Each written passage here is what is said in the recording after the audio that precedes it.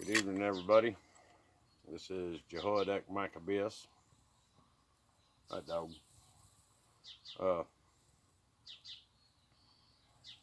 Pretty good day today. Nothing really eventful going on in my area. Coronavirus cases are going up. We didn't have any cases up until about, probably a month and a half ago, which is a good thing. Now there's a second wave, they're saying. New virus in Kazakhstan, something like that.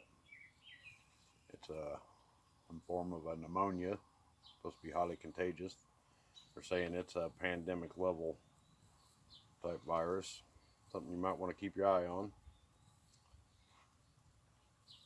Got the NFAC black militia running around talking shit, calling out the boogie boys and the 3%ers and the militias, and pretty much all they want to do is fight white people. I don't belong to any one of them groups. I think they just want to provoke people to react is mostly what they're wanting. I mean, I'm sure they want their demands met too, but if they can get you to react to it, the government comes after you, because they hadn't done anything that was directly illegal per se. I would think that their little speech about wanting Texas and all that, I think that will probably tie to insurrection, and maybe even because they claim that their prior military, I don't know, military law, that may have some ties to treason. I don't know. But I wouldn't let it all get you worked up. Just get prepared. If they want to fight, they'll soon enough get one, I think. Unless they show up in your neighborhood burning houses and killing people, I would really be leery of getting involved with their rhetoric. Don't let them provoke you. I ain't saying be a chicken shit. And I know a lot of people on the other side are pretty trigger happy, and if you're not out there ready to start some shit with them, you're scared. Well, y'all don't know me, so I'm just trying to advise you legally, you probably ought to be careful. We live in an environment in this country where the left, and if you're not white, you can pretty much get away with whatever you want. So if they want to fight, let them make the fight happen. Don't get yourself worked up, and be careful what you're saying online.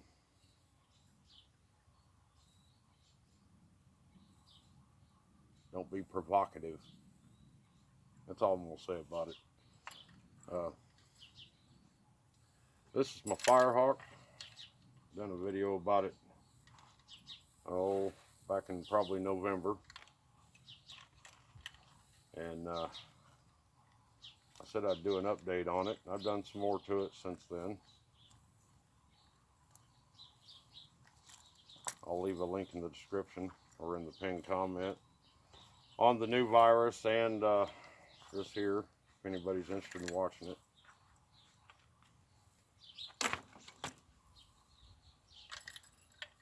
I did get my other eyelet put on.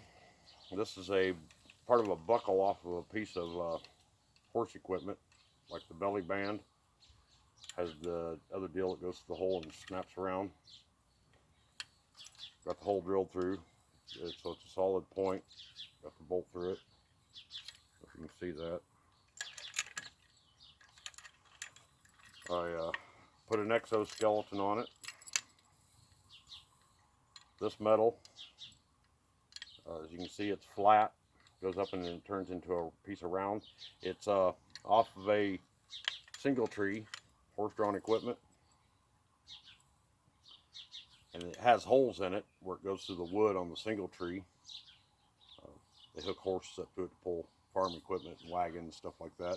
And I lined my holes up, and I used some really old nails like 20 penny nails that I got out of a barn that I tore down. And they're pretty hardened. They're round nails. This one here I bent around and tacked back in with a brass ring on it for this deal here. That's a little survival tool from Marlboro I got years ago back in the 90s.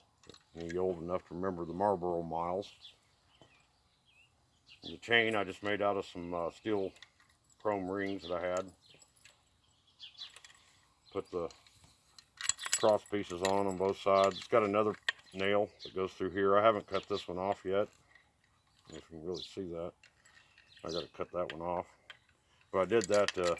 This is a hedge handle, and I did it to give it strength so that it can be used for prying. And this thing's pretty badass. I take it out and chopped with it. This piece here was made out of a leaf spring, and it's very hard. I haven't nicked that edge at all. Where any of my other axes, my Gransford Brocks or any of them, I would have at least had some nicks in it by now. Added a couple of pouches to the strap. This one here is an old Leatherman pouch. It's got a little flashlight in it. This is, I think it's a pistol mag pouch. It's got a butane torch in it. You can't see that. Open them both up.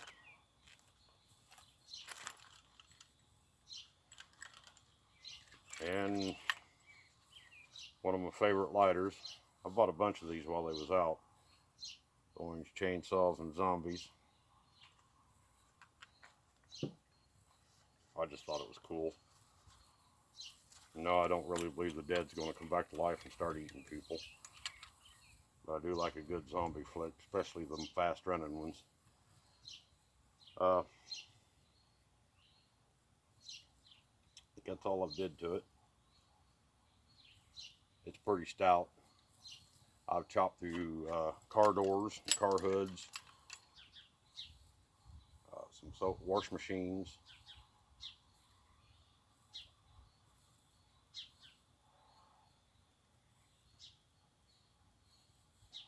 A lot of people are still saying this coronavirus is a hoax. I don't believe it is. The second wave's here, I think. Some say it's a resurgence, some say it's a second wave. It's mutated a few times. My mother, she got sick 2 or 3 days ago. She lives in Tennessee, and her husband went and got tested. We'll know in sometime the next 2 or 3 days whether it's the COVID or not. It's a flu. Flu season's over with. It is July. Normal flus burn out in the summertime. We all know that.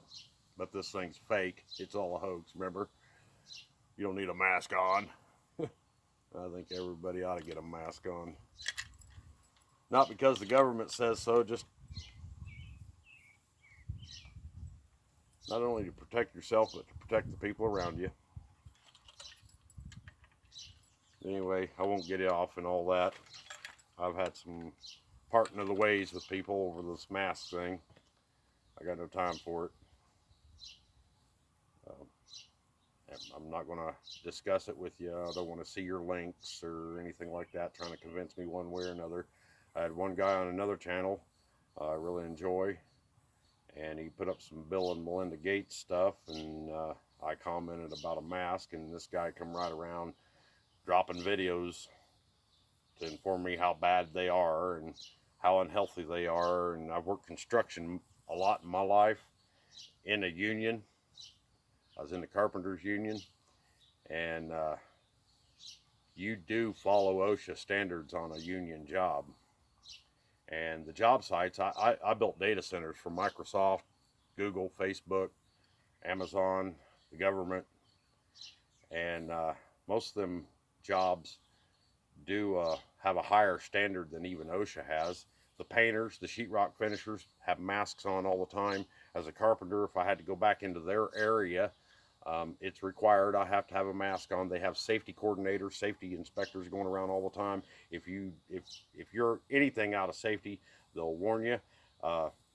Depending on the job, you can get like 3 warnings. They'll kick you off a job. Kick you off a job for a week or permanently.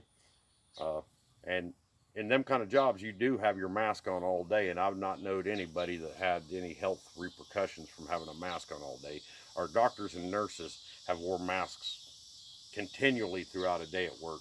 Surgeons, they wear them all the time. Yeah, they have breathing periods in between, but you know, most people, when you go into town, into a store or something, you got a mask on, you go back to your car, you obviously take it off. I've heard rumors that they're requiring you to even keep it on when you're in your car, and I haven't heard none of that horse shit as far as official. I'm not going to wear one when I'm in my vehicle. If I'm just strolling up the street, I'm not going to wear one. When I go into a store around public people, or other people, I will, out of respect for them, out of respect for myself. My video is going to be shutting off here. I think I'm running out of space. There's a whole lot going on. Get prepared, get stocked up. Now's the time. I think the rest of the year is just going to get more and more interesting as we go along. I do have another hawk I'm making.